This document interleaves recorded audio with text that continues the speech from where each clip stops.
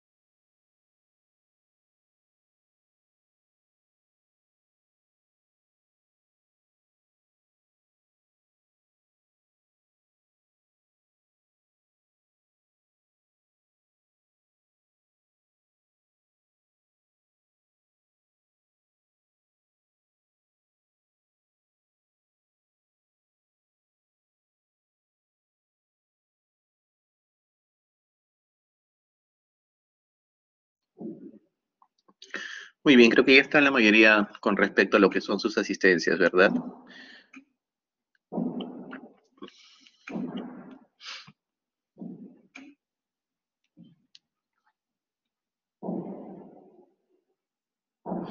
Entonces vamos a comenzar lo que es la clase teórica con respecto a lo que son bronquiectasias y absceso pulmonar.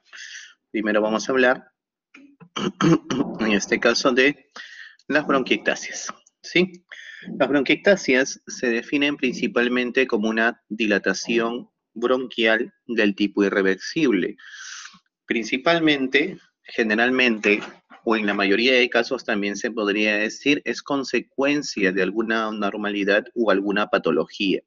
Generalmente se dice que la bronquiectasia no es una patología en sí, sino que es consecuencia de una. Por ejemplo, están divididas en dos grupos, de acuerdo a las que se llaman las llamadas bronquiectasias debido a fibrosis quística y las bronquiectasias debido a no fibrosis quística. Las no debidas a fibrosis quística son en frecuencia la tercera enfermedad inflamatoria crónica de la vía aérea, después del asma y de la enfermedad pulmonar obstructiva crónica. A ver. En este caso, por ejemplo, vemos una luz bronquial, un bronquio, acá en este puntero, donde tenemos a la pared bronquial, tenemos a unas glándulas mucosas, tenemos a los cilios de nuestra estructura, principalmente conocida como mucosa respiratoria, que tiene un tejido conocido o caracterizado como cilíndrico ciliado con células caliciformes. Se le conoce también como pseudoestratificado.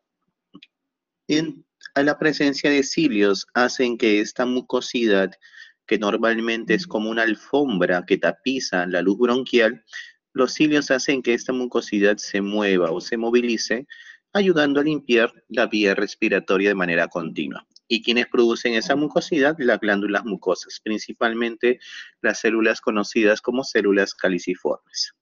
Esto es un bronquio normal. Lamentablemente, muchas enfermedades o patologías, incluso enfermedades como la tuberculosis, enfermedades como neumonías, bronconeumonías, enfermedad pulmonar obstructiva crónica, fibrosis quística y actualmente la muy conocida neumonía por COVID, dependiendo del grado de severidad, puede dejarnos esto, un gran bronquio, pero que lamentablemente tiene estructuras ya con pérdida de los cilios, por ejemplo. Entonces, si los cilios me permitían movilizar la mucosidad que se encuentra acá, en este caso, esta estructura, este tejido pierde los cilios, originando una mayor acumulación de mucosidad o flema dentro de nuestras vías respiratorias. Incremento de la mucosidad, ¿por qué? Porque eso se acumula. Destrucción de la pared bronquial, en este caso, ustedes saben que los bronquios tienen esa capacidad de contraerse, ocasionando la broncoconstricción, o dilatarse, lo que origina la broncodilatación. Sin embargo, al destruirse la pared, ya pierde esa capacidad de volverse a contraer o dilatarse, lo cual origina muchas veces, en este caso, la dilatación anormal e irreversible de la pared bronquial, ¿no? Entonces, pérdida de los cilios, acumulación de mucosidad, y esta persona que presenta múltiples bronquiectasias va a comenzar a producir lo que se conoce como la hipersecreción broncorrea, ¿no? O secreción bronquial de manera continua. En muchos aspectos, las bronquiectasias son el estadio final de la afectación pulmonar, lo que les decía, en sí no son una enfermedad, sino son como una lesión cicatricial, una consecuencia de algo que sucedió, de varias enfermedades, tanto locales como sistémicas, es decir, tanto enfermedades que afecten directamente el parénquima pulmonar, directamente la mucosa bronquial, como también algunas enfermedades que puede ser, por ejemplo, las llamadas reumatológicas o también conocidas como colagenopatías, como por ejemplo lupus, artritis, polimiositis, dermatomiositis, vasculitis, entre otros. Cada paciente puede presentar diferentes características clínicas, pronósticas, radiológicas e incluso diferente tipo de respuesta terapéutica de las llamadas bronquiectasias, por lo que hablamos de un grupo amplio de enfermedades que se engloban bajo una misma terminología. En la mayoría de las series, o sea, de los estudios, las formas posinfecciosas, es decir, bronquiectasias que se forman después de una infección, son las más frecuentes. Y siendo las más frecuentes, sin embargo, solamente llegan hasta un 30% de los casos. En un 25 a 45% muchas veces se desconoce la causa. Hay personas que, por ejemplo, un ejemplo, ¿no? Han tenido problemas respiratorios bronquiales de manera frecuente, ¿sí? Doctor, te dicen, cada 2 o 3 meses, generalmente me enfermo de los bronquios, voy a la clásica, ¿no? Voy a la posta médica o voy a la farmacia, me recetan unas ampollas, me las pongo y ya me siento mejor. Lamentablemente, esos procesos bronquiales o procesos infecciosos generalmente pueden originar las llamadas secuelas, cicatrices o conocidas como bronquiectasias. Pero como nunca hicieron un estudio mayor, un estudio más profundo, entonces las bronquiectasias quedan como si fuera solamente una alteración o una lesión que muchas veces incluso no es percibida por una radiografía. Entonces, después de repente, o por ejemplo, ¿no? La persona ha sufrido de los 20 años problemas bronquiales, a los 40 recién viene porque tiene fiebre, tos con flema, de repente le dio COVID, se hace una tomografía y ahí donde vemos las características de las bronquiectasias, que las veremos más adelante. Entonces, él nunca supo por qué fueron esas bronquiectasias, pero sin embargo las presentaba. Algunos pueden guardar relación con infecciones respiratorias sufridas en la infancia, con reflujo gastroesofágico no diagnosticado, aquellas personas que, por ejemplo, presentan cuadros de vinagrera, acidez, siente que la comida le cae muy pesada y como que regurgita, o sea, hay parte de la comida que le regresa a la boca. Y eso puede ocasionar que también vaya hacia vías respiratorias, ¿no? Originando principalmente esa lesión a nivel de lo que es el parénquima pulmonar, o con la coexistencia de una enfermedad pulmonar obstructiva crónica como es el EPOC grave. Dentro de la introducción, las causas que habrá que descartar con respecto a bronquiectasias, pero sin que nos oriente de una manera clínica, son, por ejemplo, muchas lesiones conocidas como inmunodeficiencias, con un déficit de producción de anticuerpos el reflujo gastroesofágico. Hay otra enfermedad que es muy poco diagnosticada, pero sin embargo se presenta principalmente en zonas bastante húmedas, como la aspergilosis broncopulmonar alérgica, inclusive está muchas veces relacionada a asma de difícil control, infecciones por micobacterias no tuberculosas o también conocidas como micobacterias atípicas, la fibrosis quística, que es una enfermedad predominantemente en niños y adolescentes, la disinesia ciliar primaria y el déficit de alfa-1 antitripsina. Dentro de los aspectos clínicos de lo que nosotros podemos pensar para decir, ¿no? Dentro de la sintomatología, cada vez que viene una persona, nos tiene que decir más o menos los signos y síntomas que nosotros vamos a tener como datos dentro de lo que son la anamnesis.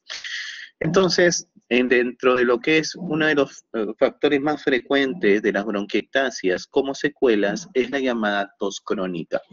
Tos crónica significa una tos que puede ser tos seca, tos productiva, tos con expectoración de cualquier característica, pero que sea más de 3 meses aproximadamente. Una expectoración crónica o expectoración intermitente, es decir, muchas veces puede días en que haya una salida de una flema con la tos y hay días en los cuales el paciente refiere que no lo tiene, ¿no? Acuérdense que las bronquiectasias, debido a la falta de esos cilios, se acumula flema dentro de los bronquios, en este caso dentro de la bronquiectasia. Entonces, esa flema se va acumulando a nivel bronquial y eso ocasiona que una persona tenga esa broncorrea o hipersecreción bronquial mucosa. Infecciones respiratorias a repetición. La mucosidad que nosotros producimos es importante. ¿Para qué? Porque la mucosidad ayuda mucho a capturar a los microbios que quieren ingresar a nuestra vía respiratoria. Sin embargo, al momento en que esta se estanca dentro de la bronquiectasia, o sea, esta mucosidad ya no se mueve, se queda estancada ahí, todo lo contrario, sirve como un caldo de cultivo para los gérmenes que pueden haber sido atrapados en esta mucosidad, originando multiplicación de estos microorganismos y producir también infecciones respiratorias a repetición. Lo que les decía, ¿no? Personas que cada 2 o 3 meses frecuentemente sufren de cuadros bronquiales. Hay que pensar en una alteración como las bronquiectasias como factor importante que puede estar dando estas continuas manifestaciones de infecciones respiratorias y que generalmente bajas y que tienen que ver con movilización de secreciones. Disnea, la dificultad para poder respirar, es la principal causa a nivel mundial de lo que se conoce como expectoración hemoptoica o también conocida como hemoptisis. La principal causa a nivel mundial de la hemoptisis son las bronquiectasias. A diferencia, por ejemplo, acá en el Perú, ¿no? La principal causa de la hemoptisis principalmente es una tuberculosis activa. Entonces, tenemos que saber más o menos estas características epidemiológicas: dolor torácico tipo pleurítico, astenia o baja de peso. Cuando está relacionada, por ejemplo, a enfermedades con inmunodeficiencia, generalmente se asocia a la llamada sinusitis. Cuando la enfermedad de bronquiectásica es avanzada, el paciente va a tener caquexia, o sea, se le va a ver bastante desnutrido, bastante consuntivo, signo de insuficiencia respiratoria, cor pulmonar o hipertensión pulmonar, y un descenso en el volumen expiratorio forzado en el primer segundo de 50 a 55 mililitros por año. En una exploración física, muchas veces también va a depender de la cantidad, de la longitud, del tamaño de las bronquiectasias, ¿no? Puede ser pequeñas bronquiectasias la persona que tenga y su exploración física va a ser normal. O podemos tener un paciente con múltiples bronquiectasias donde escuchamos crepitantes, roncantes o sibilantes. Algo parecido, y fíjense bien, algo parecido a la clínica de un paciente con asma, por ejemplo, o EPOC. ¿no? La presencia de roncos o sibilantes. Como me decían a mí también en pregrado, no todo lo que silba a nivel pulmonar es asma. Acropaquias, que son los llamados dedos en palillos de tambor, hipocratismo digital o la dilatación de las falanges distales con la uña en vidrio reloj, que es lo que nos da a entender una insuficiencia respiratoria crónica y pérdida de peso también puede haber a la exploración física de nuestros pacientes. ¿Cuál es la fisiopatología de lo que es la lesión tipo bronquiectasia? Es un círculo que se dice círculo vicioso, es decir, lamentablemente esto cada vez va a ir peor, ya que los factores van a tener como una especie de círculo que sin fin, siempre se van a estar complementando uno con respecto al otro. Comencemos, ¿no? Por ejemplo, el aclaramiento mucociliar es la manera como los cilios limpian esa mucosidad que atrapa generalmente polvo, humedad, gérmenes del medio ambiente. Entonces, este aclaramiento mucociliar o este movimiento del moco gracias a los cilios se ve comprometido por una agresión inicial sobre la vía aérea, permitiendo el contacto prolongado de las bacterias con el epitelio bronquial. Esto desencadena, si hay un contacto prolongado, desencadena una respuesta inflamatoria, pero como es prolongado, es de manera crónica, no es una inflamación aguda, con liberación de enzimas, y esto es importante. La enzima llamada proteasa, ¿qué hace? Digiere las proteínas. Entonces, estas proteínas son muy importantes en nuestras membranas celulares, en nuestras organelas, en nuestro metabolismo celular. Entonces, sí, inclusive está la elastina, los colágenos, y que lamentablemente por la liberación de proteasas hacen que estas estructuras que le dan esa capacidad al bronquio de poder ser elástico, lamentablemente pues la pierden, ¿no? Produciendo un daño epitelial y mayor alteración del sistema mucociliar. O sea, si antes con el daño crónico no permitía limpiar, imagínate cada vez que esto se va perennizando, es peor. Perpetuando así el círculo vicioso patogénico. Localmente, las secreciones respiratorias presentan un incremento de neutrófilos, o también conocidos como los macrófagos alveolares, y conteniendo elastasa, mieloperoxidasa, factor de necrosis tumoral alfa, interleuquina 6 y 8, interleuquina 1 alfa y 1 beta, y el factor estimulador de colonias de granulocitos. Este reclutamiento de neutrófilos que se da localmente por las secreciones respiratorias está mediado fundamentalmente por la interleuquina 8, el factor de necrosis tumoral alfa y leucotrieno B4, siendo especialmente potente esta acción quimiotáctica en los periodos de agudización. Es decir, tenemos periodos en los cuales la enfermedad es crónica, como el asma, como el EPOC, entre otras, pero también tenemos nuestras, entre comillas, crisis, que son los periodos de agudización en las bronquiectasias, que ya lo veremos posteriormente. Entonces, el grafiquito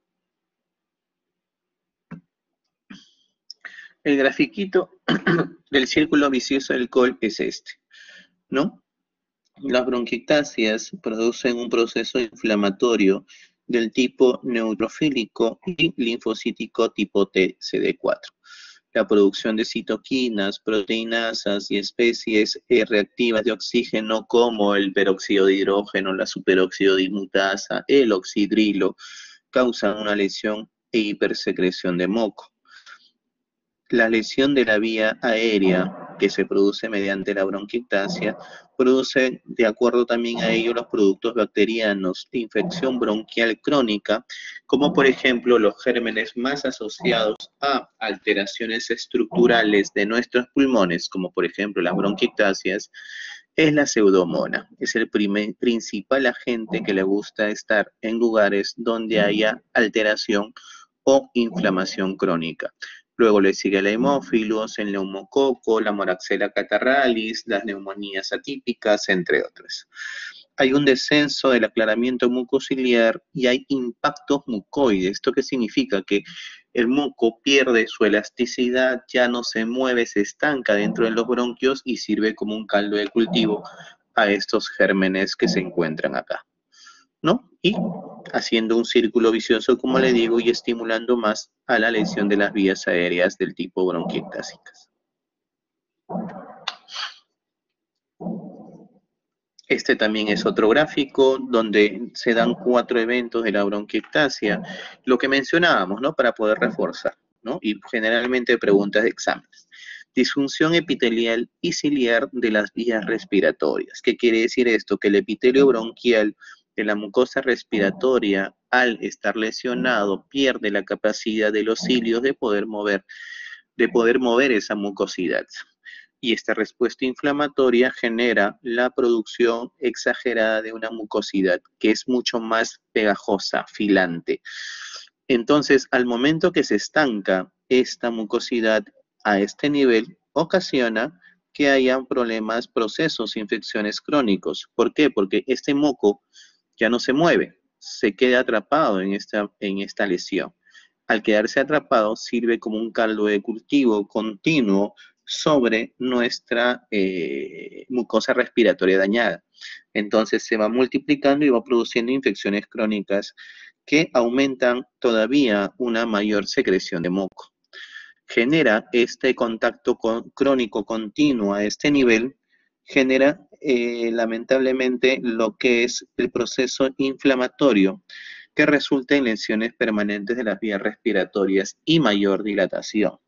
Y por último, las vías respiratorias resultantes son las bronquiectasias, deficientes en el aclaramiento o en la limpieza de esta mucosidad, lo cual ocasiona pues que lamentablemente se dé todo este continuo y lesión crónica dentro de nuestras vías respiratorias. ¿Cómo se hace el diagnóstico? Primero tenemos que tener ciertos criterios clínicos de sospecha. Sí, tenemos tos y expectoración persistente, pero no es aguda, es de manera crónica. Infecciones respiratorias continuas o recurrentes y o acompañadas de hemoptisis, que pueden recidir en ausencia de hábito tabáquico, ya que el hábito tabáquico es un factor de riesgo muy importante para pacientes con enfermedad pulmonar obstructiva crónica. El examen físico puede ser normal o puede presentar grados variables de crepitantes, roncantes y sibilantes, como lo habíamos mencionado anteriormente. Los pacientes con enfermedad avanzada de las bronquiectasias pueden presentar acropaquias, que es la dilatación anormal de las falanges distales en los dedos de las manos principalmente, que también se pueden ver en los pies, muchas veces acompañadas de las uñas en vidrio de reloj. También pueden tener caquesia o desnutrición bastante notoria o signo de insuficiencia respiratoria, pero principalmente crónica o cor pulmonar. Funcionalmente, el hallazgo más habitual en la obstrucción progresiva al flujo aéreo, ustedes saben que la principal función o la principal manera como nosotros medimos la función del pulmón o la función de ambos pulmones es mediante la espirometría, que nos permite medir el grado de expiración, la rapidez como yo saco el aire de mi zona pulmonar.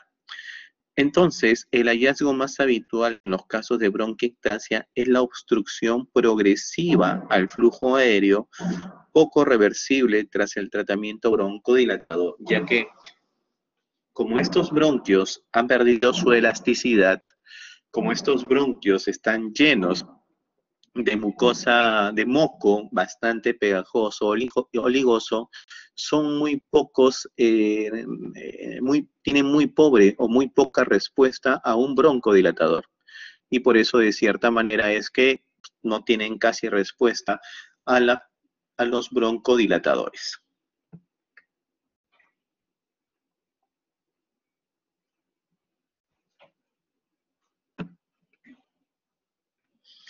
Bueno, acá está un poquito pequeño, pero sin embargo nos da a entender un poquito. Esto es si no me acuerdo mejor, es de medicina clínica del 2015, 2016, si no me acuerdo muy bien, sobre la sospecha clínico-radiológica, ¿no? Los síntomas, tos, expectoración crónica, hemoptisis, infecciones recurrentes, una radiografía de tórax sugestiva, inclusive la radiografía de tórax, así como el examen físico, puede ser normal y presencia de enfermedades que han generado estas secuelas.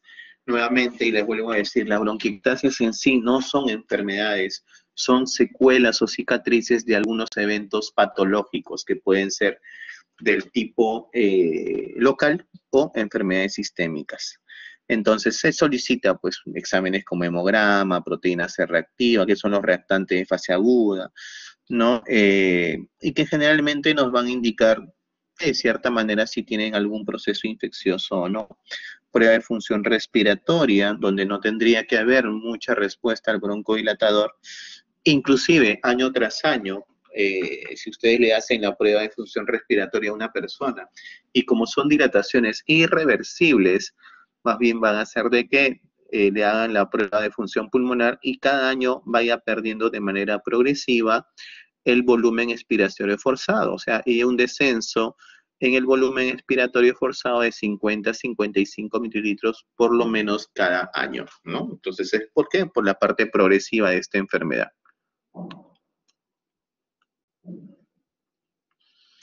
Muy bien. La parte diagnóstica puede haber malformaciones congénitas, traqueobronquiomalacias o traqueobronquiomegalias, situs inversus, obstrucción bronquial desde muy niños. Si, por ejemplo, no llegamos a ese diagnóstico, nosotros recomendaríamos mucho también el cultivo de gérmenes de comunes y hongos, porque hay hongos que se pueden introducir y meter en la vía respiratoria. Y también ahí nos ayudaría muchísimo lo que es el llamado tomografía axial computarizada de alta resolución, o también conocida como TACAR. El TACAR, las siglas de la tomografía, tomografía axial computarizada AR de alta resolución, nos da principalmente las características de la tomografía. Entonces, si no llegamos a un diagnóstico, tenemos que ir mucho más profundamente, ¿no? Hay inclusive bronquiectasias que tienen componente hereditario o familiar. ¿A qué edad apareció los síntomas de este paciente, no? Si tiene susceptibilidad a infecciones, tiene enfermedades asociadas, de repente tiene asma EPOC asociado. Si es un asmático, de repente estamos frente a una aspergilosis broncopulmonar alérgica, que es bastante relacionado a esto. O de repente enfermedad intestinal inflamatoria, ¿no? Como la enteritis perdedora de proteínas, enfermedad de Crohn, ¿no? O enfermedades sistémicas como la artritis reumatoide, el lupus eritematoso. Como ven, la lista es bastante larga.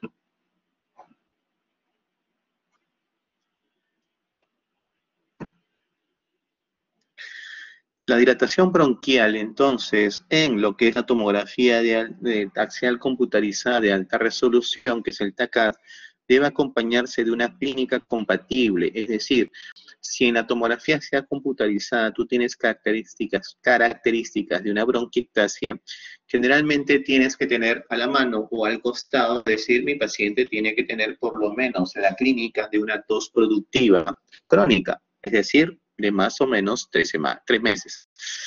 Entonces, así nosotros vamos a excluir las dilataciones bronquiales que solamente son radiológicas, que pueden ser por tracción o aquellas formas que aparecen en casi un 20% de individuos sanos en edades avanzadas. Esto quiere decir que por la misma también se pueden generar bronquiectasias sin ningún compromiso de manifestaciones clínicas. ¿Por qué? Por el propio envejecimiento a nivel pulmonar. Acuérdense que poco a poco nosotros vamos envejeciendo porque hay un proceso oxidativo. Y acuérdense pues que el órgano eminentemente que trabaja con el oxígeno o el intercambio de oxígeno con CO2 son los pulmones. Entonces, la cantidad de oxigenación va de la mano con la formación de los radicales libres que en algún momento van a hacer el efecto oxidante en nuestros casos o en nuestros pacientes. Entonces, puede haber un 20% de pacientes adultos mayores mayores de 60 años que puedan generar bronquiectasias, pero sin ningún compromiso de enfermedad o ningún componente clínico de por medio. Además, sigue existiendo controversia sobre cuál es el mejor criterio radiológico para el diagnóstico de las bronquiectasias. Entonces, ¿por qué? Porque hay personas que dicen, bueno, mira, primero a mí me gustaría que sea la radiografía de tórax, a mí me gustaría que sea una tomografía, no, una radiografía de tórax posterior anterior y lateral izquierda nos puede ayudar más. Entonces, hay un consenso que es de las normativas de CEPAR, que se conoce como, y CEPAR es una sociedad española de medicina respiratoria, en donde intervienen neumólogos y también cirujanos de tórax y cardiovascular. ¿No? Está asociada a lo que es la Asociación Latinoamericana de Tórax, que se conoce como ALAT.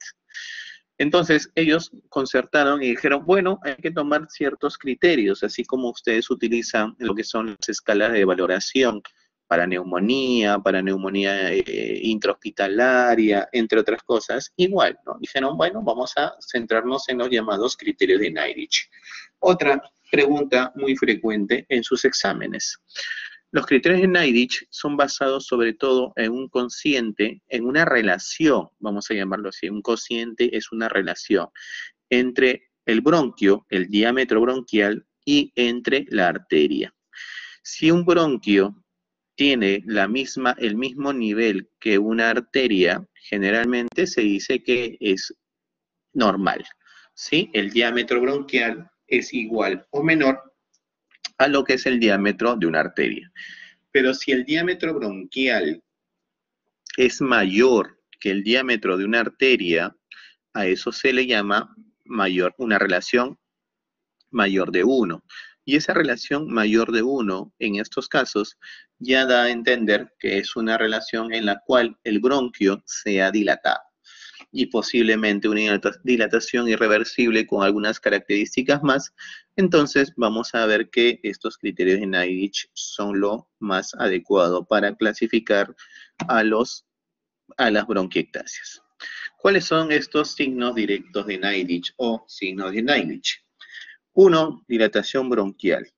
Índice broncoarterial mayor de 1. ¿Qué cosa es un índice? Donde tienes un numerador, que es el diámetro bronquial, y abajo un numerador, que es el diámetro arterial. La relación normal entre bronquio y arteria es menor o igual a 1. El diámetro entre el bronquio puede ser igual o menor que el diámetro arterial. ¿Cuándo es un criterio de Nailich que me hace pensar en una bronquiectasia? Cuando el bronquio es más, la relación entre el bronquio, el diámetro bronquial y la arteria es más de 1. Es decir, el diámetro bronquial es más grande que el diámetro de la arteria. ¿Qué otra cosa más podemos ver en una tomografía? Y esa es la ventaja de la tomografía, nos permite ver mucho más adecuadamente lo que son las bronquiectasias. Las anormalidades del contorno bronquial, ya las paredes, y como ustedes hemos visto en la parte histológica, las paredes bronquiales ya generalmente se van alterando, pierden su elasticidad, se acumulan de flema, ya los cilios no permiten una adecuada limpieza de la mucosidad y esta mucosidad se sigue acumulando y el bronquio se sigue dilatando, pero perdiendo esa circunferencia y se va volviendo irregular. Los contornos bronquiales son irregulares. El signo del anillo de sello, ¿no? Esos signos, por ejemplo, yo recuerdo mucho esa película de ¿cómo se llama? Ben-Hur. Ben-Hur, yo me acuerdo mucho de esa época, los grandes, los poderosos, ¿no? Tenían esos sellos, los generales, tenían esos anillos que eran para sellar, ¿no? Eran como una especie de firma. Entonces, el anillo de sello, la imagen es bronquio dilatado, como si fuera un anillo, y el sello era la arteria, que es algo pequeño. Ya lo vamos a ver posteriormente. Los rieles de tren o rieles de tranvía o rail de tranvía en un corte horizontal de estas bronquiectasias. La ristra de perlas o el largado de perlas, como si fuera un collar de perlas, se va a ver también en un corte horizontal. Todas estas son características de los criterios de Neidich. Quistes arracimados o varias lesiones quísticas juntas, como si fuera un racimo de uvas, ¿no? Pero en este caso son un racimo de quistes. Los bronquios tienen tendencia, gracias a su elasticidad, a irse ramificando, poco a poco llegando a ser más pequeños y formar una especie de punta de lápiz, también conocido como afilamiento bronquial. Lamentablemente, esto sucede en las bronquiectasias donde ya no se observa un afilamiento bronquial. Hay visualización de los bronquios periféricos, eso también es anormal. Normalmente nosotros podemos decir, los bronquios se van ramificando de manera progresiva cuando desde el centro o de la parte iliar hacia la periferia, ¿no? Hacia la periferia. Entonces, mientras más se alejan del centro, de las zonas de los ilios pulmonares y más se van a la periferia, generalmente se van a ver que esto, o se van a suponer que estos bronquios son cada vez más pequeñitos. Y al ser más pequeñitos no se deben ver. Pero cuando se ven estas dilataciones bronquiales en zonas periféricas, ya se hace el diagnóstico, pues si se dice, no, esta es una dilatación anormal, no debe haber en una zona periférica. A menos de un centímetro, o sea, cerquita a la pleura, ¿no? Cerquita a la pleura. Y en contacto con la pleura mediastínica o a menos de 1 centímetro de la pleura costal, o la cual está pegada a la parrilla costal. Y las imágenes son las siguientes, ¿no? Estos son las llamados bronquiectasias arracimadas o quistes arracimados, ¿no? Como si fuera un racimo.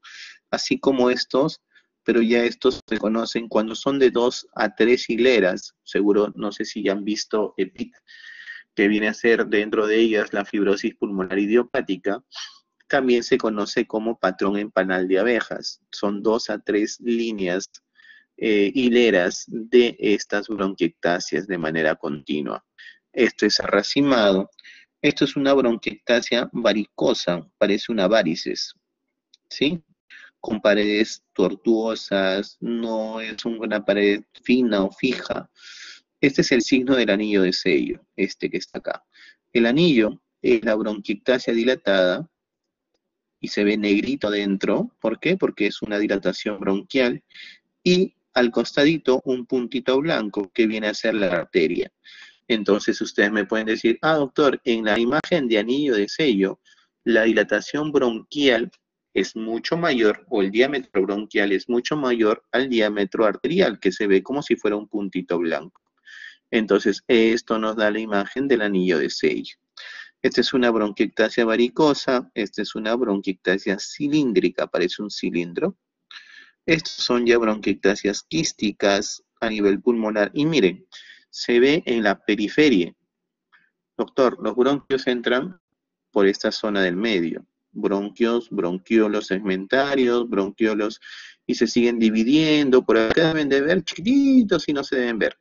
Pero sin embargo, si se ven, es porque ya son dilataciones anormales, ¿no? Pueden producir enfisema centrolobular, pueden producir enfisema panlobular o enfisema paraseptal.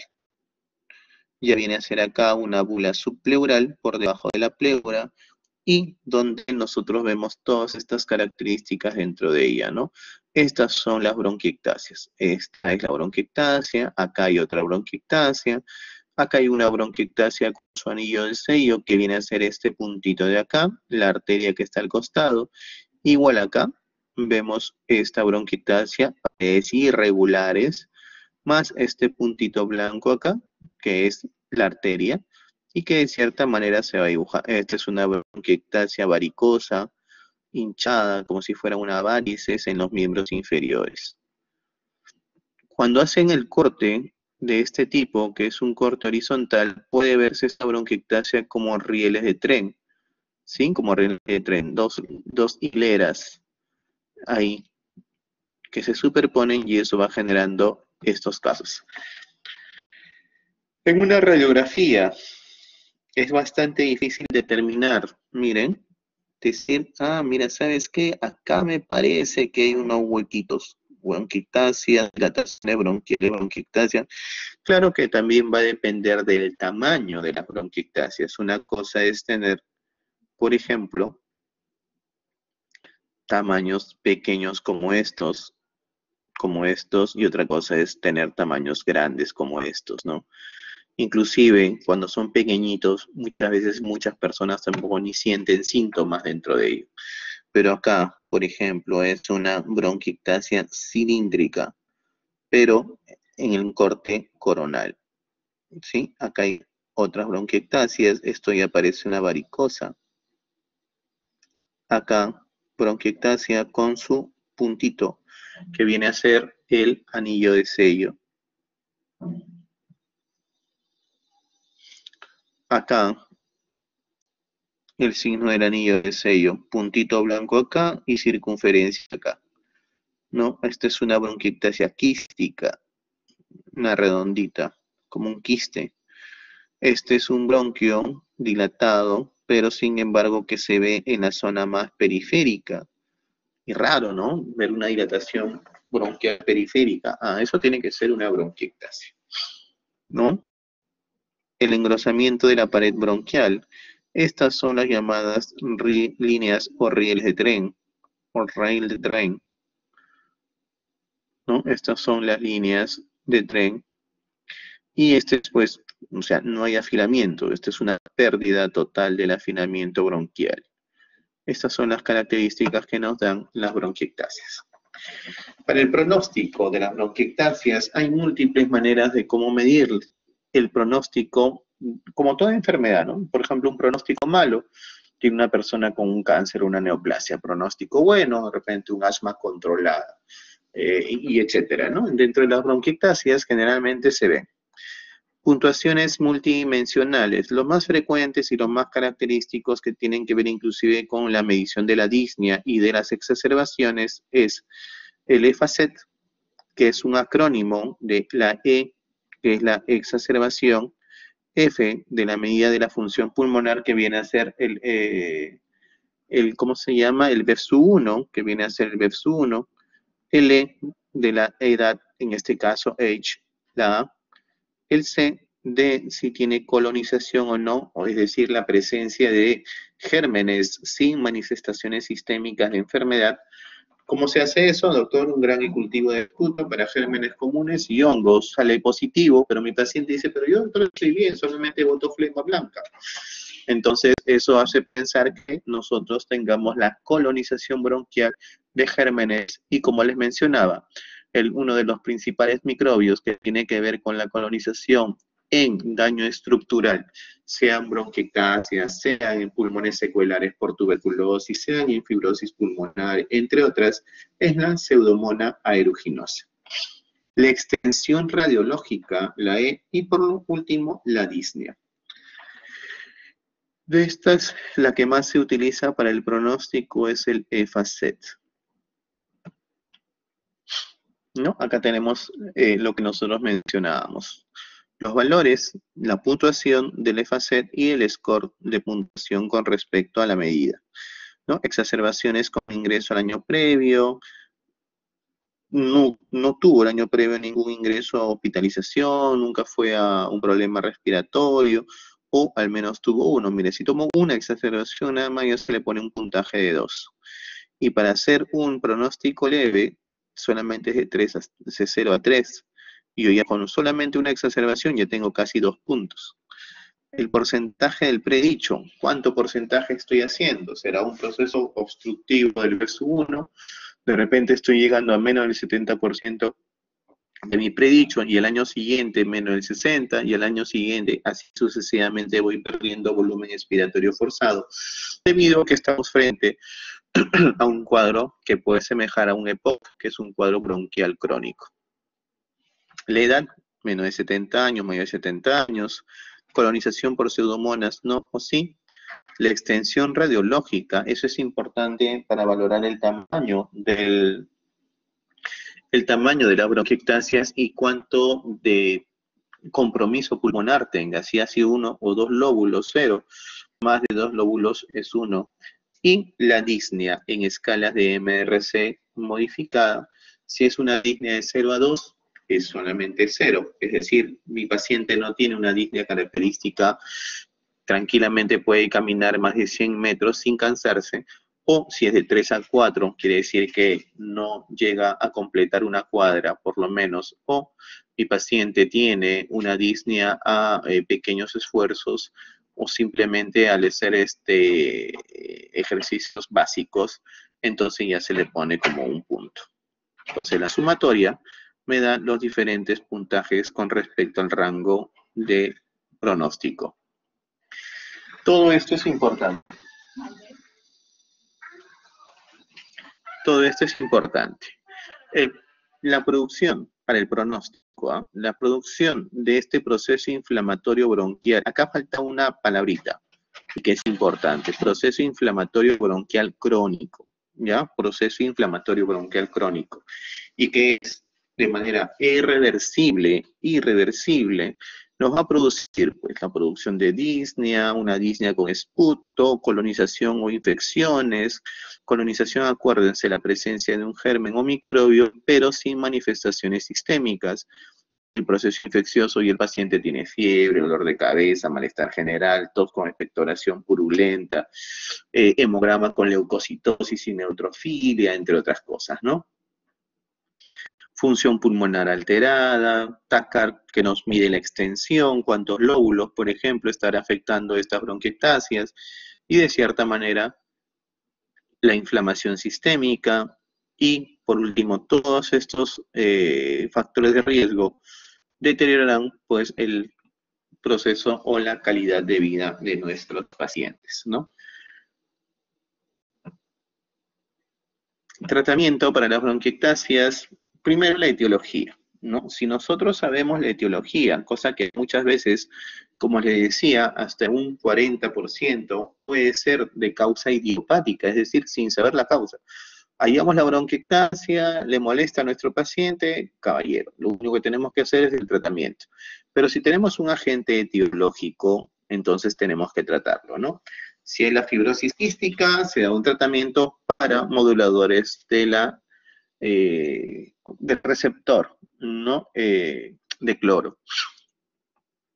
O de eneasa, que es un mucolítico, ¿no? Parecido a lo que es la guaifenesina, parecido a lo que es la acetilcisteína, entre otros casos. Discinesia sinovial primaria. Problemas que lamentablemente una persona nace con ese tipo de problemas. Los cilios con los cuales uno nace no se mueven o no se movilizan. Entonces tendríamos que enseñarle a nuestro paciente técnicas de aclaramiento mucociliar. Ciertos ejercicios igual, ¿no? De administrar mucolíticos, antiinflamatorios, entre otras cosas. Infecciones por micobacterias no tuberculosas, dar tratamiento según las guías clínicas, ¿no? Panbronquiolitis difusa, administración de macrólidos por 4 a 6 meses de manera interdiaria. Si mi paciente, por ejemplo, tiene más de 40 kilos, se recomienda acitromicina, acitromicina, que es un macrólido, de 500 miligramos interdiario, puede ser lunes, miércoles y viernes, martes, jueves y sábado, por lo menos por un lapso por 4 a 6 meses. O sea, algo crónico, ¿no? Inmunodeficiencias, pues agregarle microglobulinas intravenosas o subcutáneas. Si tiene reflujo gastroesofágico, inhibidores de la secreción de ácido, como por ejemplo los IBPs, o conocidos como inhibidores de bomba de protones, o los protectores gástricos como el sucralfato.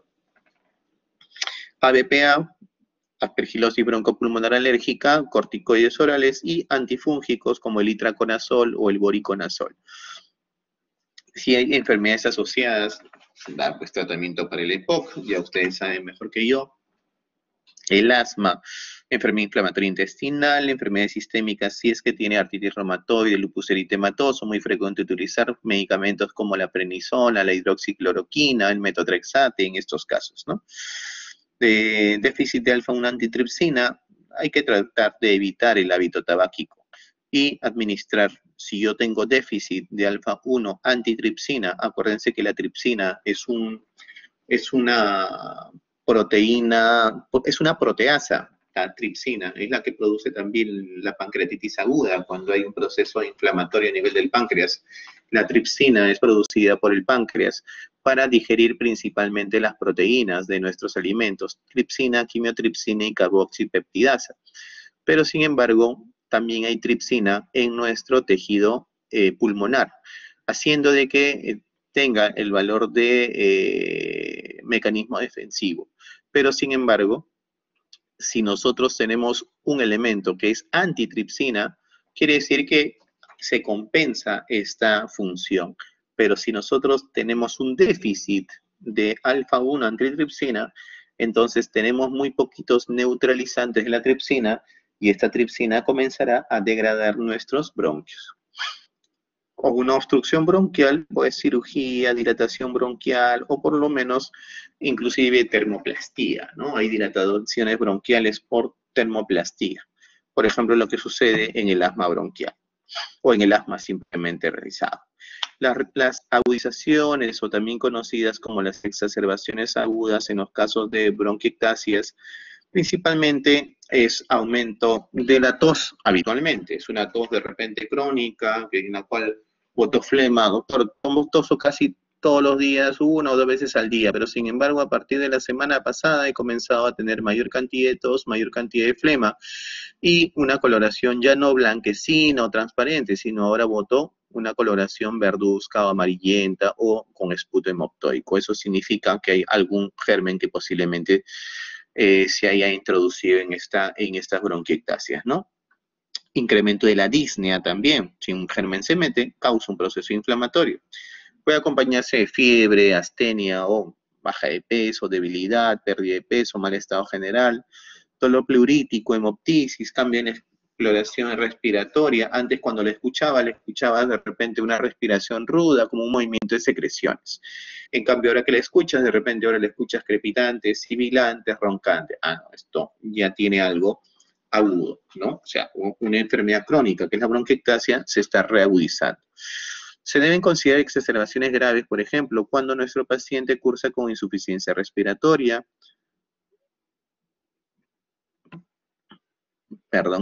disminución de la saturación de oxígeno. Ustedes saben que es equivalente la saturación de oxígeno del 95% a una presión arterial de oxígeno de 80 milímetros de mercurio. Y también saben que es equivalente la saturación de oxígeno del 90% a una presión arterial de 60 milímetros de mercurio, ¿no? Criterios de sepsis, ¿no? De repente tiene leucocitosis con neutrofilia, de repente tiene PCR o procalcitonina incrementados, de repente tiene taquicardia con fiebre, paciente con frecuencia respiratoria elevada, una hemoptisis franca, ¿no? Es decir, bota más de 100 mililitros, o una hemoptisis llamada amenazante, que es la nueva clasificación que se dio hace algunos años, debido a que muchas de las hemoptisis no se ven externamente. Y deterioro significativo de la función pulmonar, ¿no? Es inestabilidad hemodinámica y o deterioro del estado general o también del estado de conciencia. Los patógenos más frecuentemente aislados durante las agudizaciones son a la cabeza, Pseudomonas aeruginosa. Le siguen en ella Haemophilus influenza, el Streptococcus pneumoniae, Staphylococcus aureus, Moraxella catarrhalis y algunas enterobacterias. Los virus se aíslan en un 25% de los casos, como el coronavirus, rinovirus o influenza. No el SARS-CoV-2 específicamente, pero sin embargo sí otros coronavirus. El tratamiento antibiótico empírico debe iniciarse en base al cultivo previo, si existe, valorando el riesgo de colonización por pseudomonas. Es decir, el tratamiento antibiótico generalmente ayuda mucho a los procesos en los cuales yo escojo un medicamento antibiótico sabiendo que en la gran mayoría de casos es la pseudomona la causante de estas agudizaciones. Una de las cosas que se utiliza también es antibióticos mediante vía inhalada. Junto a la vía oral o endovenosa, no ha demostrado claro beneficio durante las agudizaciones y pueden aumentar los síntomas de hiperreactividad bronquial. Se estuvo estudiando, ¿no?, el uso de medicamentos como la tobramicina, la micacina, el ciprofloxacino, los macrólidos también, pero mediante nebulizaciones, ¿no? Pero sin embargo, no se ha visto esto que ayude en las agudizaciones, pero sí, como vamos a ver, en la estabilidad bronquial en los procesos crónicos. Estas son el tratamiento de las bronquiectasias en agudizaciones leves, ¿no? ¿Qué es lo que puedo recomendar? Si es que yo aíslo siempre me voy a guiar del microbio y su antibiograma. Pero en este caso, si yo pienso que es un Haemophilus influenza, a mi paciente le daré amoxicilina con ácido clavulánico de 1 gramo, ¿no? Si yo pienso en un Staphylococcus aureus no meticilin resistente, una cloxacilina o una oxacilina, ¿no? Pero si ya pienso en un Staphylococcus marsa, en este caso, donde es resistente a la meticilina, entonces puedo, de acuerdo a las guías internacionales, utilizar el Linezolid. También como alternativa, cotrimoxazol, clindamicina y telozolid, ¿no? Y si es pseudomona, ciprofloxacino a dosis incrementadas. Normalmente el ciprofloxacino es de 500 miligramos, pero sin embargo, cada 12 horas. Pero sin embargo, para dosis antipseudomónicas se recomienda ciprofloxacino de 750 cada 12 horas, o el levofloxacino también de 750, pero solo una vez al día.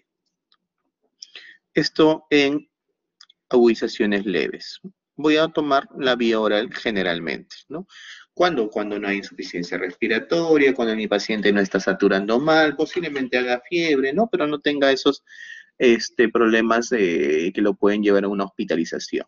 Pero si tenemos agudizaciones graves, generalmente ya intentamos darle de manera endovenosa. Haemophilus influenza, elección amoxiclavulánico de manera endovenosa o a ceftriaxona 2 gramos de manera endovenosa. Pero como es un proceso crónico reagudizado, se recomienda de 14 a 21 días, ¿ya? Es una agudización grave. Staphylococcus aureus no meticilin resistente, cloxacilina o amoxicilina clavulánico endovenoso o llegando a la vancomicina. El SARS, o el MARSA, que es Staphylococcus aureus resistente a meticilina, entonces ya se utiliza el Linezolid o la que también hay en endovenoso, o la vancomicina o la cefazolina. Y igual, tratamientos por largo tiempo, generalmente a partir de 2 a 3 semanas. Y para la pseudomona, se utiliza la ceftazidima o la tobramicina. Si es que es resistente a estos medicamentos, ya se utilizan medicamentos como el imipenem, el Astronan, el meropenem, asociando generalmente a un inyectable, ¿no? A un inyectable. Dentro de los tratamientos para el proceso de infección bronquial crónica de elección es la vía inhalada, lo que les mencionaba. Es una recomendación de alta calidad, de evidencia moderada y se podrá mantener durante periodos largos. Eso es lo importante. Yo puedo mantenerlo a mi paciente con un tratamiento largo o prolongado, ya que este medicamento está siendo inhalado y en su mayoría está ingresando hacia la vía respiratoria alta. Perdón, hacia la vía respiratoria, nada más. No está ingresando a través de nuestra vía digestiva, de nuestro hígado. Por ejemplo, los aminoglucósidos son muy dañinos hacia la vía renal, ¿no? Son muy nefrotóxicos. Entonces, de cierta manera, lo más recomendable es evitarlos. Dentro de lo que son ya los complementos del tratamiento de las agudizaciones, ya se recomiendan tratamientos como los bronquilatadores y los corticoides. Pueden ser útiles en las exacerbaciones que cursan con broncoespasmo. Asimismo, debe favorecerse la expulsión de la mayor cantidad de mucosidad, aumentando la elasticidad, ¿no? Sabemos que es poco elástico, pobremente elástico esta mucosidad. Algunos pacientes van a tener la necesidad de la ventilación mecánica o la asistencia mediante la oxigenoterapia, como por ejemplo mediante un bajo flujo como es la cánula binasal y un concentrador de oxígeno portátil, o inclusive llegando a las cánulas a la ventilación no invasiva, a la ventilación no invasiva que viene a ser eso, ¿no?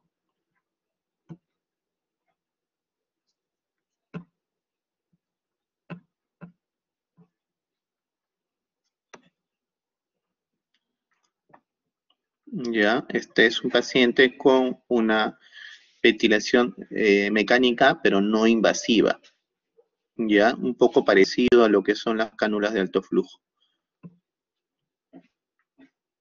Muy bien, cirugías y trasplantes. También puede darse lo que es la operación la cual está indicada en casos de bronquiectasias localizadas o de hemoptisis grave, que no responden al tratamiento convencional, es decir, le das tratamiento para la bronquiectasia y el paciente sigue hemoptizando. El trasplante pulmonar es la única solución en aquellos pacientes con enfermedad en estado avanzado, cuya supervivencia se estima inferior o menor a 2 años, una vez empleados todos los tratamientos disponibles sin obtener respuesta. Es una recomendación fuerte, calidad de evidencia moderada. Lamentablemente, muchos de los trasplantes a nivel del Perú están todavía, como se diría, en pañales, pues, ¿no? Este es el tratamiento quirúrgico. Esta es una zona pulmonar. Esta es una zona pulmonar donde se extrae la zona que está acá. Esta es una zona bronquiectásica. Huecos dentro del pulmón, dilataciones bronquiales de tejido muerto y que de cierta manera comienza a tener un proceso crónico inflamatorio.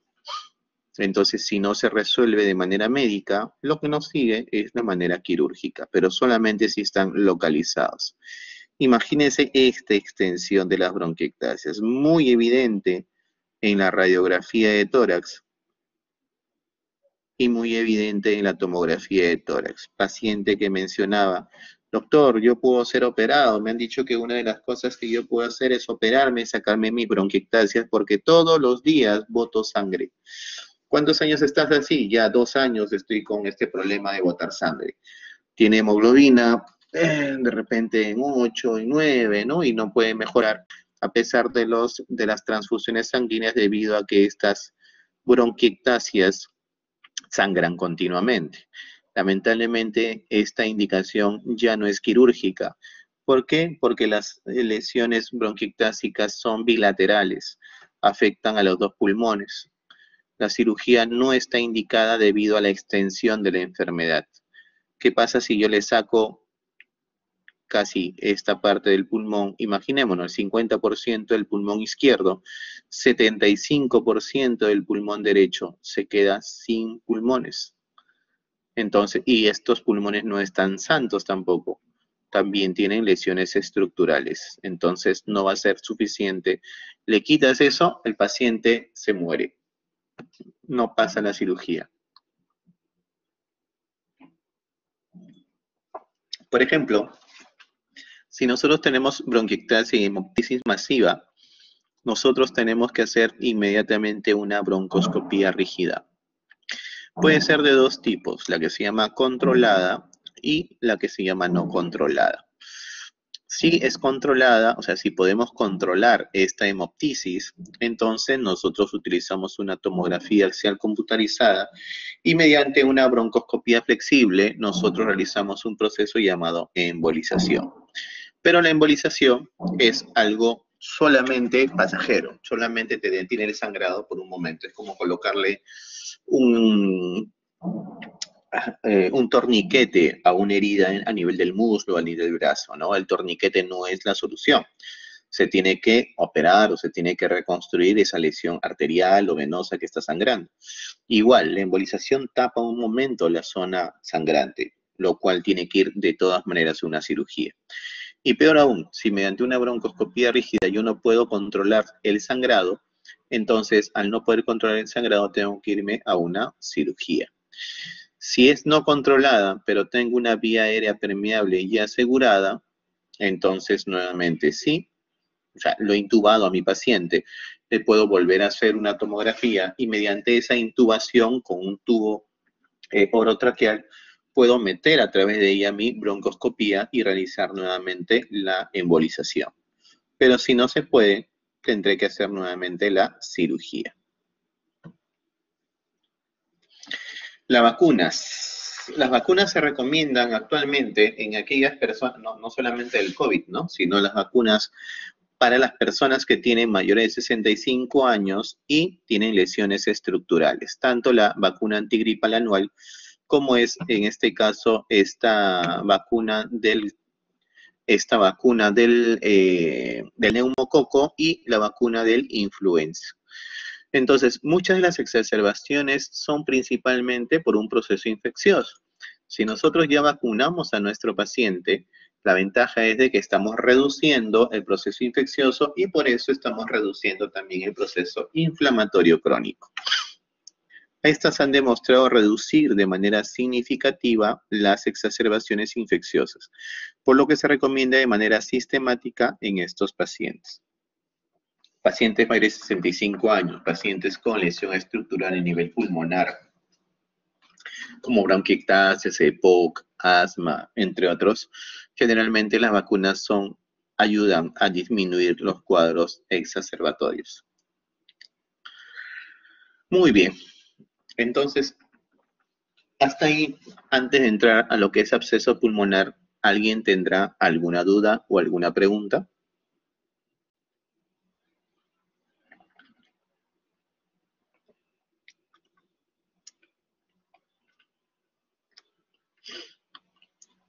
Muy bien, entonces seguimos con lo que es absceso pulmonar. El absceso, como todo absceso en cualquier parte del cuerpo, principalmente es una colección de necrosis, en este caso pulmonar, causada por un proceso infeccioso, con una cavidad que puede ser solitaria o que puede ser más cavidades, pero siempre hay una cavitación dominante que por lo menos mide 2 centímetros de diámetro. Cuando las cavidades son múltiples y más pequeñas que 2 centímetros, se conoce como una neumonía necrotizante. ¿Ya? Entonces, cavidades más pequeñas, menos de 2 centímetros, pero múltiples, se dice neumonía necrotizante. Y absceso pulmonar es aquella cavidad solitaria o varias, pero que hay una cavidad bastante grande, más de 2 centímetros, se conoce como absceso pulmonar. La mayoría de los abscesos son infecciones bacterianas causadas por una aspiración. Hemos aspirado gérmenes, puede ser de la vía de la boca, ¿no? Gérmenes de la mucosa respiratoria oral o gérmenes digestivos, ¿no? Los abscesos pulmonares primarios generalmente se presentan en pacientes que no tienen una enfermedad predisponente, no predilección por aspiración o pobre higiene dental con gingivitis. Son más comunes en hombres que en mujeres. No hay ninguna predilección, ¿no? Por estos factores de riesgo. En cambio, los abscesos pulmonares secundarios ocurren en pacientes que sí tienen una afección subyacente, como obstrucción bronquial parcial o infarto pulmonar. Recuerdo yo que dentro del grupo que yo dicto prácticas y seminarios, hicimos lo que es el seminario de infarto pulmonar. Una zona, ¿no? Donde ya no hay una irrigación, ya hay necrosis de tejido pulmonar debido a una falta de irrigación de esta zona pulmonar, muchas veces después de un tromboembolismo pulmonar. O en aquellos casos que están con un proceso de un compromiso inmunológico, ¿no? Que puede ser por quimioterapia, ¿no? Hay personas que tienen antecedente de cáncer y necesitan tratamientos prolongados con agentes quimioterápicos, malignidad, trasplante de órganos o la misma infección por VIH. Entonces, los abscesos pulmonares primarios no están relacionados a factores de riesgo concomitantes. En cambio, los abscesos pulmonares secundarios sí están relacionados a factores de riesgo concomitantes. Puede ser personas, por ejemplo, que tienen alcoholismo crónico, hepatopatías crónicas, o que tienen algún proceso dentro de personas con enfermedades convulsivas, o epilepsia, encefalopáticos, ¿no? Personas que tienen inclusive su reflejo de la tos ya bastante deteriorado, ¿no? Entonces, los abscesos pulmonares pueden denominarse inespecíficos o pútridos, inclusive en referencia respectivamente a la etiología, a menudo poco clara, y al olor ofensivo del esputo. Muchas características de estas es ¿por qué? Porque el proceso necrótico del tejido pulmonar ya viene a ser algo que llama la atención con el olor putrefacto o podrido, ¿no? Durante los últimos 5 a 6 décadas, la incidencia de abscesos pulmonares bacterianos, por ejemplo, en los Estados Unidos, ha disminuido considerablemente y la tasa de mortalidad ha disminuido de 30 a 40%, que era antes, a un 5 a 10% inclusive. Los factores asociados con un peor pronóstico para el caso de los abscesos pulmonares son edad avanzada, síntomas muy prolongados, enfermedad concomitante, diabetes mellitus, inmunosupresión, neoplasias, malignidad, tratamiento crónico con corticoides. O si es una infección nosocomial, paciente que ha estado dentro de lo que es una hospitalización en UCI, hospitalización en emergencia, hospitalización en medicina interna, ¿no? Y el mayor tamaño de la cavidad. Se habla de que más de 8 centímetros, por ejemplo, de un absceso pulmonar ya tiene que ser de todas maneras drenado de manera quirúrgica o mediante la ayuda de una tomografía, ¿no? Que ya lo veremos más adelante en lo que es tratamiento. En el pasado, la tuberculosis era responsable de una mayor proporción de abscesos pulmonares. En los últimos años, se han asociado a los abscesos pulmonares con neoplasias y otras afecciones subyacentes. Bueno, también pues la edad de los pacientes que antes se enfermaban de cáncer, actualmente ha aumentado la edad, ¿no? Y de cierta manera la mortalidad también va asociada a ello. ¿Qué quiere decir? Que hay mayores tratamientos para el cáncer, hay una mayor supervivencia, pero eso también trae con compromiso algunas otras complicaciones como el absceso pulmonar en pacientes con edad avanzada y cánceres. La fisiopatología es bien sencilla, ¿no? Los microorganismos tienen acceso al tracto respiratorio inferior, llegan hacia la parte alveolar, mediante la inhalación de partículas de aerosol, como las gotitas de fluje, por ejemplo, las cuales son contaminantes de la tuberculosis, aspiración de secreciones orofaringias, o sea, las secreciones de la saliva, llegan a través de nuestra epiglotis, atraviesan la tráquea y llegan hasta el árbol bronquial. Acuérdense que nuestra boca es bastante sucia, a diferencia de nuestra vía respiratoria que tiene que estar limpia. Y mediante una diseminación hematógena desde sitios distantes, personas con, ustedes han visto, por ejemplo, endocarditis bacteriana, personas con antecedentes de heroína o de consumo de drogas endovenosas pueden contagiarse de ciertos gérmenes como los estafilococos. Este estafilococo llegar hacia el corazón y esto bombear hacia la sangre y la sangre a través de ella llegar hacia la parte pulmonar, ¿no? Y originar un proceso infeccioso necrótico, primero conocido como neumonía, luego neumonía necrotizante y luego ya absceso pulmonar. Con menos frecuencia la infección ocurre por extensión directa desde el sitio contiguo. El absceso pulmonar es causado solo por organismos que causan necrosis. De los patógenos respiratorios inhalados, solo las micobacterias y los hongos dimórficos suelen causar abscesos pulmonares. O sea, es decir, por ejemplo, raro que tengas un absceso pulmonar por un neumococo, raro que tengas un absceso pulmonar por un Haemophilus influenza o una Moraxella catarrhalis. Los abscesos bacterianos generalmente son causados por aspiración de secreciones orofaringeas y ocasionalmente por una siembra hematógena. O sea, lo principal es que vengan los gérmenes de la boca, de una mala dentición, de una mala lavado de dientes, entre otras cosas. Entonces, yo aspiro esa secreción orofaringea, eso es lo que llega hacia mis pulmones y esto es lo que va a ocasionar neumonía necrotizante y absceso pulmonar, ¿no? En ese rango. Las causas de infecciones del tracto respiratorio inferior en algunos adultos se ve en este cuadro, ¿no? La parte roja es lo que generalmente es más común en neumonías adquiridas en la comunidad, como por ejemplo el Haemophilus influenza, el Streptococcus pneumoniae, en neumonías adquiridas por aspiración con respecto a lo que es el Streptococcus y el Staphylococcus aureus, la enterobacterias, la Pseudomonas aeruginosa, y de componente patógeno es esta, ¿no? Staphylococcus aureus, que se penetra principalmente en la zona hematógena, generalmente debido a heridas abiertas o de lesiones en piel, ¿no? Y la más común con respecto a la inhalación son estas. Pero sí, la Legionela, que muchas veces lo hemos visto también en Mycoplasma pneumoniae, en la Clamida pneumoniae, en lo que es neumonías atípicas, ¿no? La neumonía que sigue a la aspiración, con o sin formación de absceso, es típicamente siempre es polimicrobiana, entre 2 y 4 especies bacterianas presentes en grandes cantidades.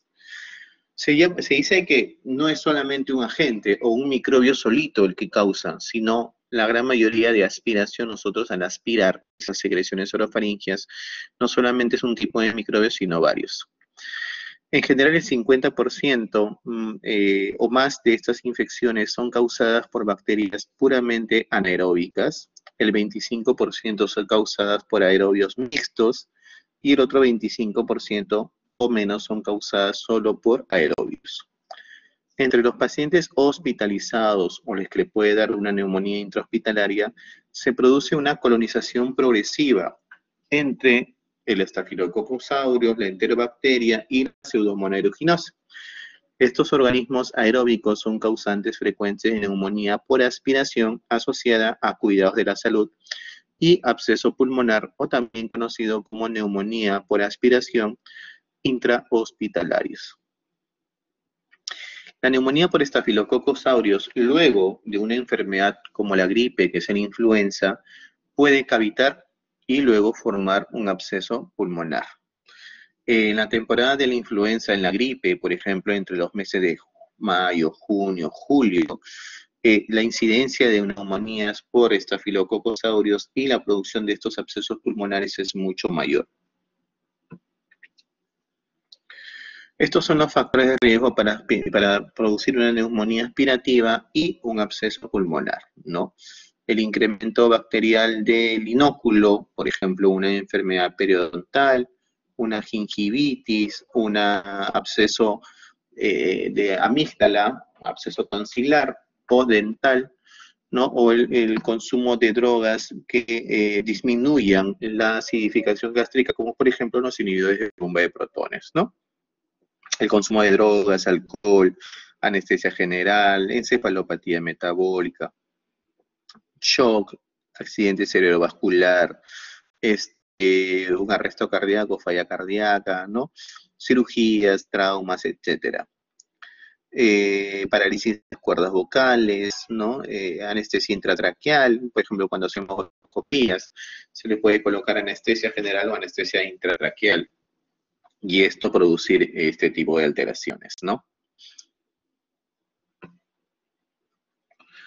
Dentro de los gérmenes anaerobios, ¿no? Las bacterias asociadas con infecciones pleuropulmonares se encuentran las bacterias gram negativas y dentro de las bacterias gram positivas. Por ejemplo, el Bacteroides fragilis, la Fusobacteria, la Prevotella, la Bionella, ¿no?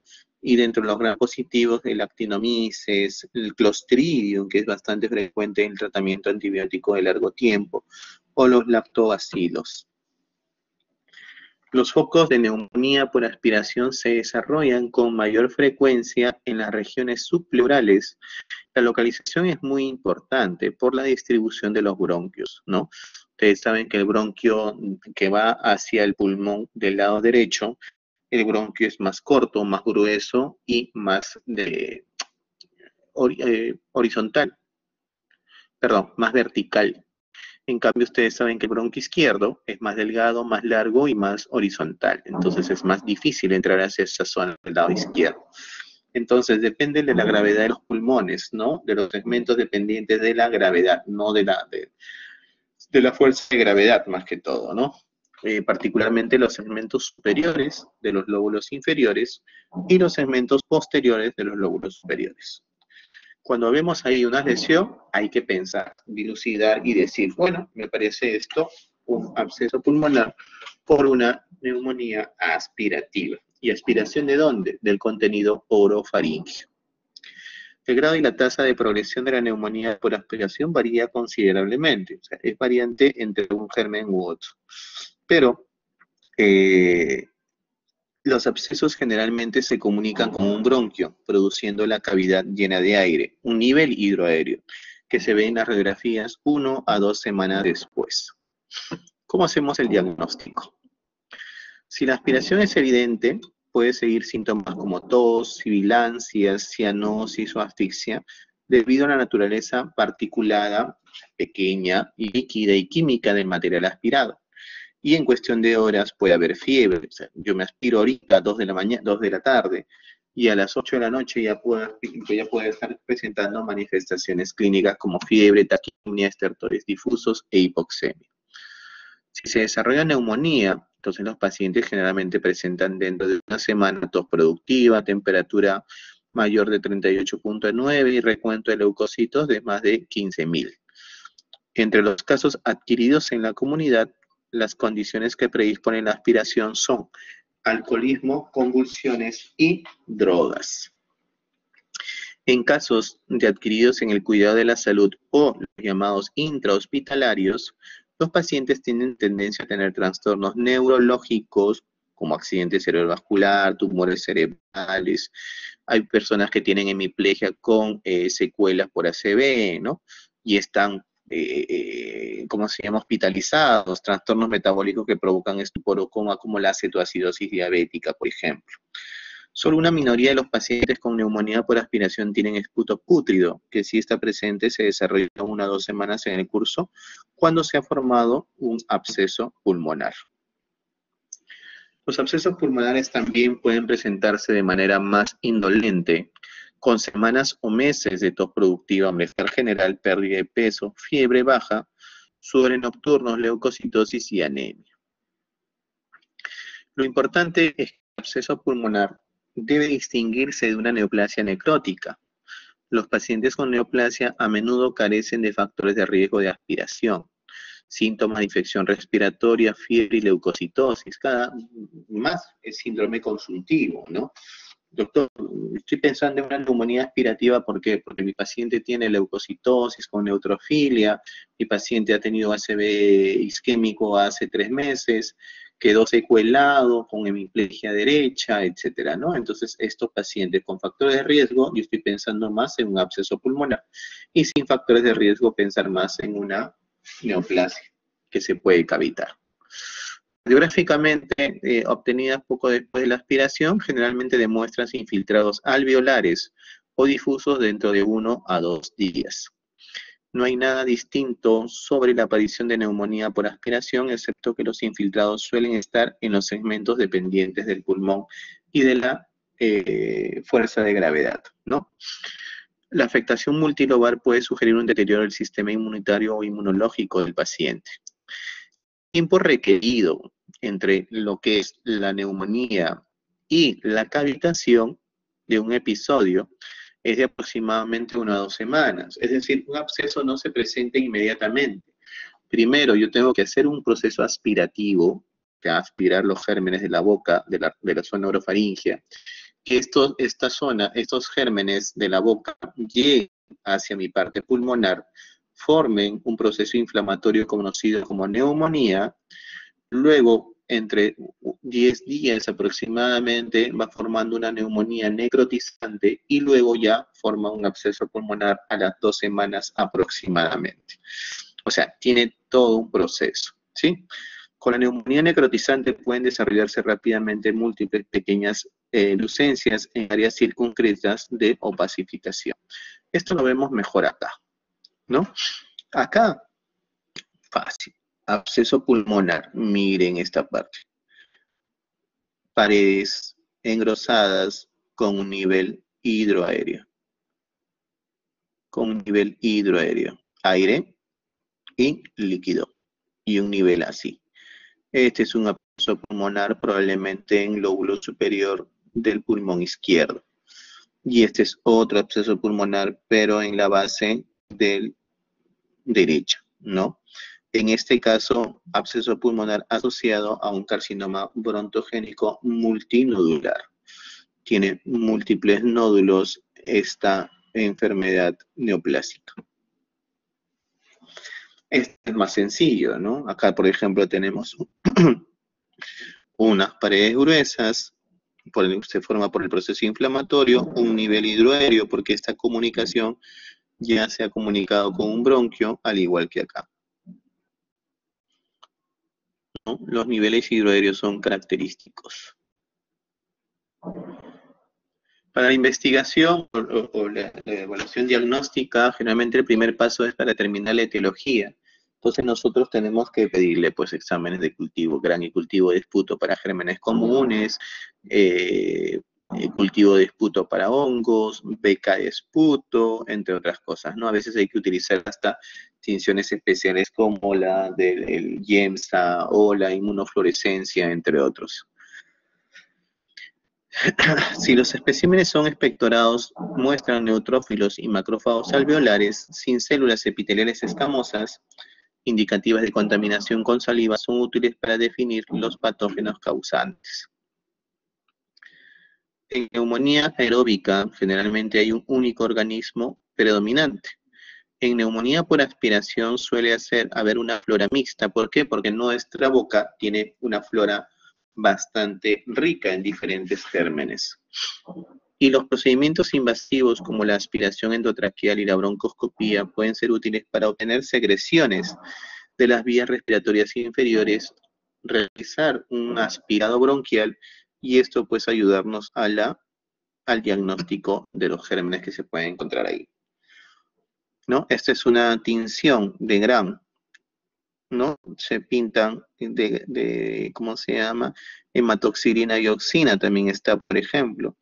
El absceso pulmonar causado por estreptococo orofaringios y anaeróbicos, ¿no? Ahí están los gérmenes pintaditos de azul, con los macrófagos, en este caso polimorfonucleares, porque son multinucleados. Y este es una macroscopía de un absceso pulmonar, una zona necrótica grande, más de 2 centímetros de diámetro. Para el tratamiento, nosotros tenemos pues una gama de tratamiento antibióticos de cierta manera, tanto para aeróbicos como anaerobios, y de acuerdo al tratamiento, de acuerdo al germen. Ahora, lamentablemente por el uso indiscriminado de tratamiento antibiótico, como por ejemplo muchos usan hasta en COVID, que es un proceso viral, usan antibióticos como la ceftriaxona, la amoxicilina con ácido clavulánico, la vancomicina, el meropenem, la piperacilina tazobactam. Hay tanta cantidad de gérmenes que ya están teniendo la capacidad de ser resistentes cada vez a más antibióticos.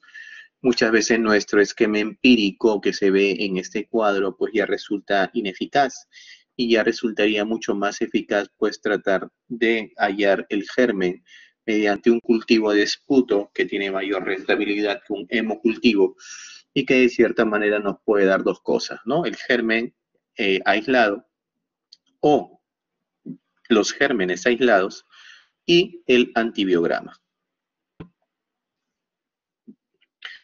Los abscesos de infecciones adquiridas en la comunidad, muchas veces se utiliza la penicilina como la ampicilina o la amoxicilina, y muchas veces se asocia también a un inhibidor de beta-lactamasa como el ácido clavulánico o la ampicsulbactam, ¿no? Que es el Salbumox, por ejemplo. O también se asocia la penicilina con el metronidazol. Aunque se ha visto que la clindamicina es un agente terapéutico primario, a pesar de la resistencia in vitro entre algunos bacteroides, pero sin embargo la clindamicina tiene una mayor penetrancia del antibiótico a nivel de vías respiratorias, que es importante también para su concentración inhibitoria, para conseguir su concentración inhibitoria mínima, ¿no? Abscesos de infecciones adquiridas en el cuidado de la salud, o sea, que están asociados a la hospitalización, a lugares donde hacen psicología, donde hacen hemodiálisis, a cuidados de las personas en los sanatorios, en los asilos, por ejemplo. Ya se utiliza medicamentos como la piperacilina o ticarcilina y asociado a un inhibidor de la beta-lactamasa, ¿no? Las alternativas apropiadas como imipenem solo o la clindamicina más o asociado a un aminoglucósido o con ciprofloxacino o cefalosporina en espectro expandido, ¿no? Como la cefotaxima, la ceftizoxima y la ceftriaxona más metronidazol, ¿no? Medicamentos como la ceftriaxona que son cefalosporina de tercera o las de cuarta generación como la cefotaxima. Neumonía necrosante o necrotizante y abscesos pulmonares pueden requerir de tratamientos de hasta 3 a 24 semanas. Hay que ir viendo, muchas veces cada 2, 3 semanas se utiliza la radiografía o la tomografía para evaluar si es que este absceso pulmonar está disminuyendo en tamaño, ¿no? Por ejemplo, la duración de la terapia para los abscesos pulmonares y el aclaramiento radiológico, ¿no? Cuando nosotros utilizamos la penicilina y utilizamos la clindamicina, ¿no? El aclaramiento radiológico con absceso pulmonar a penicilina y clindamicina en 16 a 17 pacientes, ¿no? El número de semanas que se fue aclarando, por ejemplo, la fiebre fue descendiendo más rápidamente en la clindamicina que en los pacientes que tuvieron el tratamiento con penicilina. En el caso del cierre de la cavidad, más se hizo con la penicilina y se demoró más semanas con la clindamicina. Y la limpieza o la claridad o ya la imagen radiológica ya no se encuentra, pues sí puede llegar hasta las 24 semanas, tanto con penicilina como clindamicina. Este es un estudio bastante pequeño donde utiliza 17 pacientes para penicilina G y 16 pacientes para la clindamicina, ¿no? Y evalúa la fiebre, la obturación o el cierre de la cavidad y la limpieza radiográfica de la imagen del absceso.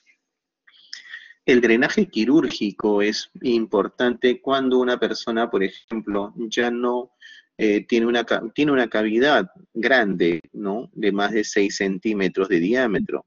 Es un absceso que por más que le des 2 años de tratamiento antibiótico, el absceso va a seguir ahí. Tal vez pueda disminuir en 1 o 2 centímetros mínimamente, pero sin embargo no va a mejorar de una manera adecuada. El absceso causado por organismos resistentes, obstrucción de la neoplasia que impide el drenaje, un fracaso del tratamiento médico, estás como 6, 7, 8 semanas, 9 semanas y sigues con lo mismo, hemograma con leucocitosis, mi paciente luce escéptico.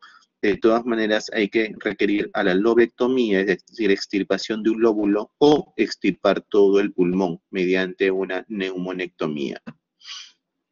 Y por último, se encuentra también el drenaje que lo hace la unidad de radiología intervencionista. Unidad de radiología intervencionista que se realiza mediante la guía tomográfica para drenar el absceso de manera percutánea por ciertos catéteres, ¿sí? O agujas de punción que van directamente a la zona de punción y que pueden extraer la zona de líquido abscedado, líquido que produce este absceso a través de esta aguja, ¿no? Se hace el drenaje. Entonces, el absceso único pulmonar le podemos administrar clindamicina de 600 a 900 miligramos cada 8 horas endovenosa o amoxicilina con ácido clavulánico a dosis altas, a 2 gramos cada 6 horas endovenoso, o ertapenem o penicilina G sódica, pero asociada al metronidazol o a una beta-lactamasa. Si hay una evolución favorable, damos clindamicina o amoxicilina con ácido clavulánico oral por 4 a 8 semanas. Si hay una evolución la evolución generalmente se da durante las 2 primeras semanas y completamos acá hasta llegar a 8 semanas. Si hay una evolución desfavorable, tomografía. Se puede hacer broncoscopía para obtener ciertos cultivos de gérmenes, de hongos o micobacterias.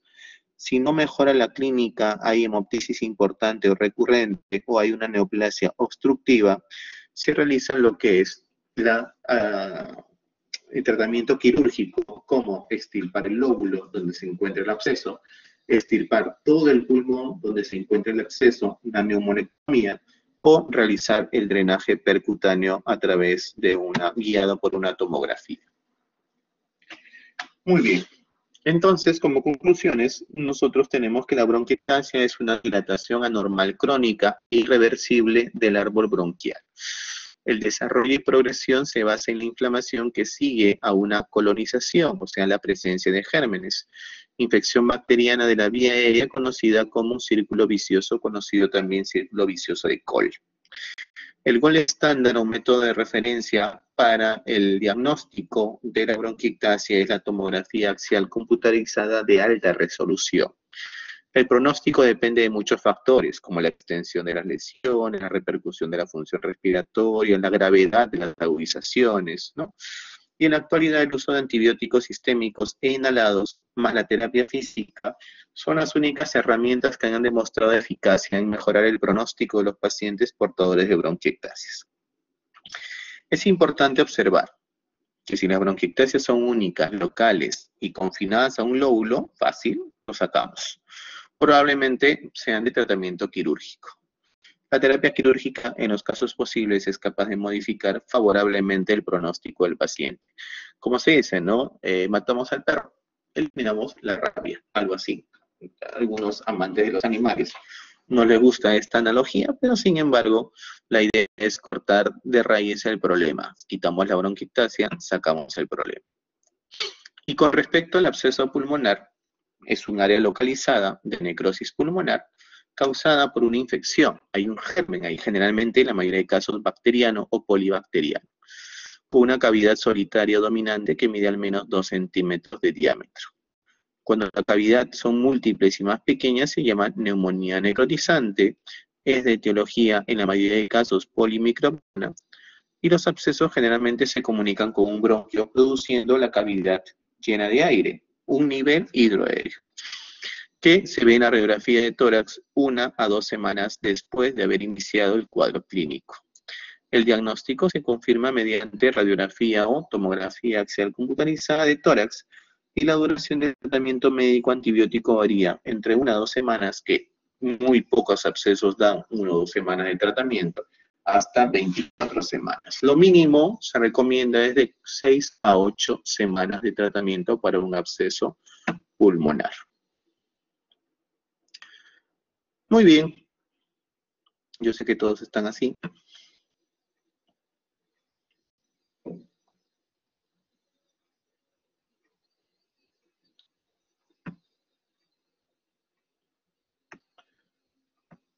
No sé si alguien me estaba haciendo una pregunta. Creo que lo vi por ahí.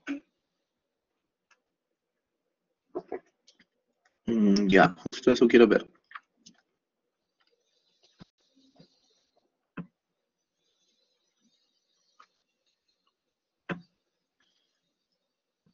Pero no sé por qué no me permite. A ver, un ratito, un ratito.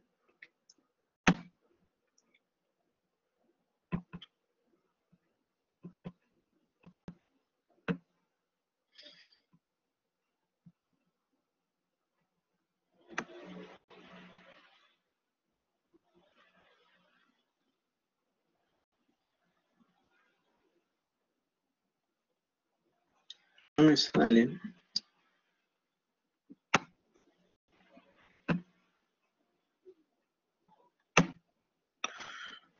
¿Me puedes volver a preguntar, por favor? Porque no lo puedo visualizar tu comentario. A ver, un paciente que tiene como antecedente bronquiectasias, que tiene tos y broncorrea, me fue.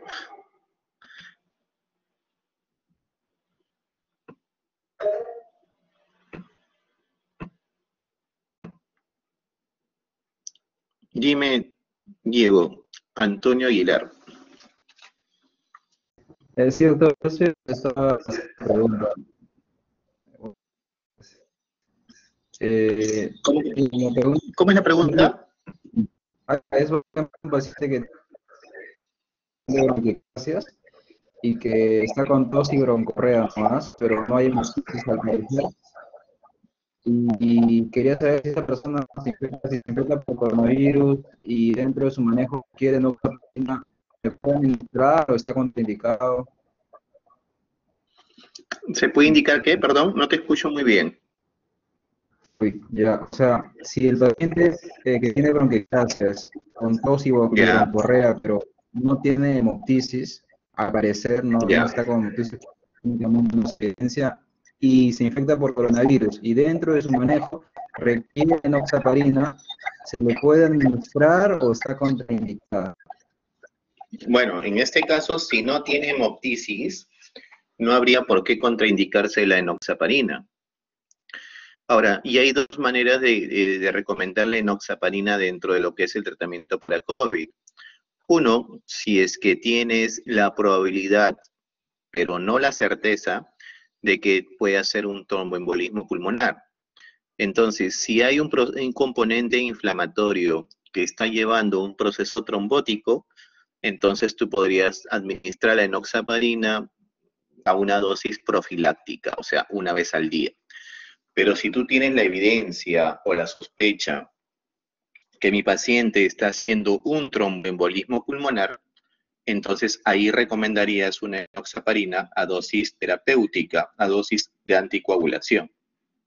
Entonces, si es que yo tengo un paciente con bronquiectasias, antecedente, por ejemplo, de tuberculosis hace 20 años, tiene bronquiectasias, sabe que tiene bronquiectasias, está con un problema de tos con broncorrea y sin embargo no es, y está teniendo una neumonía por COVID y sin embargo no está haciendo un cuadro de hemoptisis, entonces es mejor recomendarte la enoxaparina de acuerdo a lo que se está evaluando el paciente, ¿no? Pero que tiene que tener un cuadro neumónico de fondo, ya que la neumonía por COVID es la que condiciona a que el proceso trombótico se pueda presentar.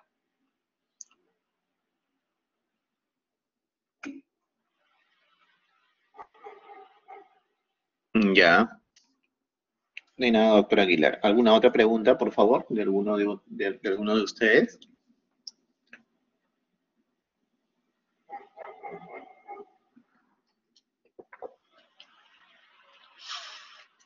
Hay guías, por ejemplo, de manejos con respecto a las bronquiectasias.